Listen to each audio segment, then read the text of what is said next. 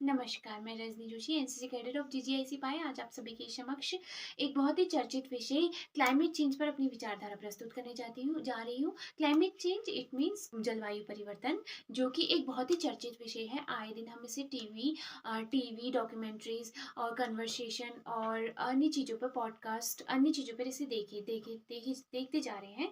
Climate change जो है वो एक बहुत ही गंभीर समस्या है जो कि हमारे सामने अभी खड़ी हुई है। क्लाइमेट चेंज कहीं वो तो नहीं जिसे हम ग्लोबल वार्मिंग कहते हैं? क्या ये दोनों सेम है? आइए इन सभी सवालों के जवाब जानते हैं। लेकिन यह दोनों सेम नहीं हो सकते। इसे एक बहुत ही अच्छी तरीके से उदाहरण से समझते हैं। कल्पना करते हैं कि हमारा जो विश्व है वो एक घर है।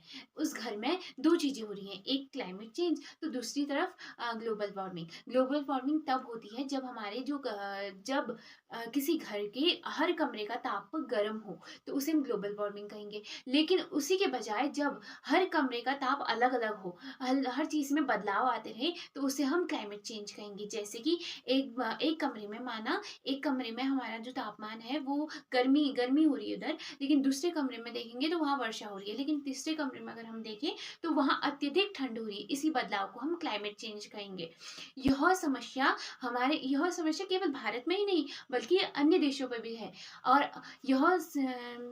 हमें पहले यह बताया गया था कि जो क्लाइमेट चेंज है वो धीरे धीरे अपना प्रभाव करता है, किंतु आजकल वर्तमान में अगर हम देखें तो यह काफी तेजी रफ्तार से अपने रफ्तार से बढ़ता जा रहा है। और वैज्ञानिकों की अगर हम सुने तो वैज्ञानिकों का ये मानना है कि यह भविष्य में और अधिक तेजी से यह अपना रफ्तार बढ़ाते रहेगा। ऊर्जा हमारी धरती पे पहुंचती है तो उसमें उस समय वह कुछ हिस्सा, अपनी ऊर्जा का कुछ हिस्सा अंतरिक्ष में वापस भेज देता है, जो कि हमारे लिए हानिकारक है।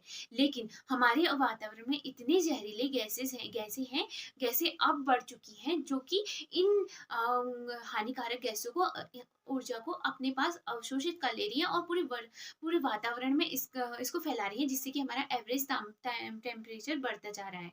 और क्लाइमेट चेंज हमारे सबसे ज़्यादा प्रभाव कर रहा है हमारे हिमालय पे। हिमालय केवल एक पर्वत श्रृंखला या केवल एक पर्वतमाला नहीं है, यह हमारी जीवन की अमूल्य धरोहर है। यह इसे हम भारत की जल भंडार भी कहते हैं और भारत का जीवनदायक भी कहते हैं।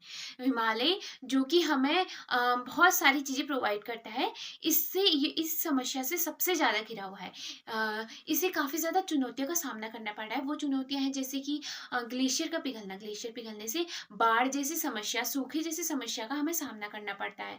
और दूसरा आपदा प्राकृतिक आपदा। आए दिन हमें यह सुनने को मिल रहा है कि यहाँ भूस्खलन आ गया, यहाँ भूकंप आ गया, यहाँ सुनामी आ गई। यह सब का एकमात्र कारण है हमारे क्लाइमेट चेंज।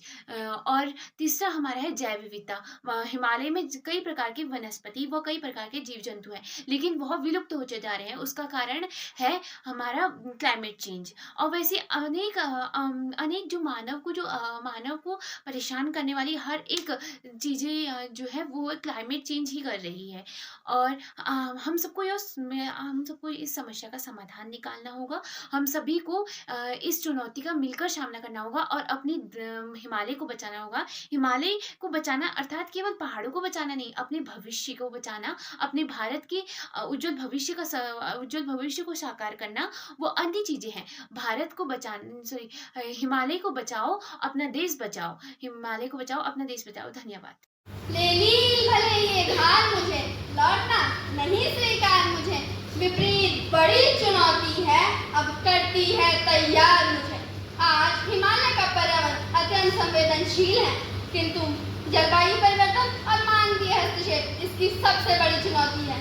माननीय निर्णायक मंडल, समस्त गुरुजन व मित्रों, आप सभी को मेरा सादर प्रणाम। मैं साधना कुशवाहा ऑक्सफोर्ड अकादमी की छात्रा हिमालय का पर्यावरण व चुनौतियां विषय पर अपने विचार लेकर प्रस्तुत। पर्यावरण को बचाने के लिए एक व्यापक लोक चेतना अभियान 1950 के दशक में चलाया गया, जिसमें डॉक्टर राम मनोहर लोहिया ने नारा दिया, हिमालय बचाओ।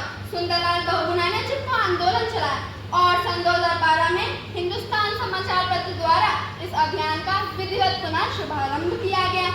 जिस हिमालय ने हमें अपनी गोद में पाला, जीवन का आधार दिया और प्रकृति का खजाना सौंपा, वही आज संकटों से घिरा हुआ है। आज हिमालय को सबसे बड़ी चुनौती यह है कि हम स्वयं अपने लाभ के लिए हिमालय का शोषण कर रहे हैं, जबकि आवश्यकता है हिमालय के पोषण की। इसके साथ ही ग्लोबल वार्मिंग और ग्लेशियरों के तेजी से पिघलने की समस्या सामने है। जलवायु परिवर्तन के कारण अतिवृष्टि हो रही है। साथ ही विकास के नाम पर बड़ी बड़ी इमारत और सड़कों के चौड़ीकरण के कारण हिमालय का पर्यावरण असंतुलित हो रहा है, जिसके लिए हमें इकोनॉमी और इकोलॉजी को जोड़कर कार्य करने की जरूरत है। हिमालय ने अपने उपकारों से किसी को वंचित नहीं रखा। अब यह सबसे अपने रण के रूप में रक्षा की गुहार लगा रहा है। केदारनाथ आपदा में शिव ने अपनी तीसरी आंख की पलक झपकाकर सभी को आगाह किया, और अभी हाल फिलहाल धराली की घटना ने तो सभी को हृदय आघात ही दे डाला। किंतु हम भारतीय उस कबूतर की तरह आगमन किए बैठे हैं कि बिल्ली हमें नहीं खाएगी, अर्थात इतनी चेतावनी के बाद भी हम बेखबर घोड़े बेचकर सोए हुए हैं। कोई भी कहानी समस्याओं से समाप्त नहीं होती मान्यवर। हमारे पास समाधान का हिस्सा बनने की शक्ति भी होनी चाहिए, जिसके लिए मेरे पिटारे में कुछ सुझाव इस प्रकार से हैं। सबसे महत्वपूर्ण, हम पहाड़ों के कहानीकार बने, अर्थात संवाद करें। इसकी सुंदरता व दुर्दशा को परिवार व दोस्तों से साझा करते समय इस बात पर बल दें कि इसकी रक्षा क्यों व कैसे करें। पहाड़ पर जब भी जाएं, कोई भी निशानी ना छोड़ें कि सिद्धांत का पालन करें, मतलब जो भी पैक करके लेके जाएं, उपयोग के बाद पुनः पैक करके वापस लाएं, व पुनर्चक्रण, पुनः उपयोग और कम उपयोग के मूलभूत सिद्धांत का पालन करें। उत्तराखंड के 1702 गांव जो वीरान पड़े हुए हैं, उनको आबाद करें। हिमालय राज्यों में जाते समय सार्वजनिक परिवहन का उपयोग करें। नवीकरणीय ऊर्जा को बढ़ावा देकर पहाड़ों पर कार्बन पदचिह्न कम करें। एकल उपयोग वाले प्लास्टिक की पॉलिथीन व पानी की बोतल तथा अत्यधिक पैकेजिंग वाले उत्पादों से दूरी बनाएं। स्टील की बोतल और जूट का थैला हमारे हाथों में शोभायमान हो। एक बार फिर ये नारा बुलंद करें, मिट्टी, पानी और पर्यावरण जिंदा रहने के आधार, क्योंकि इन कोशिशों व प्रयासों से ही हिमालय बचाना संभव है। धन्यवाद।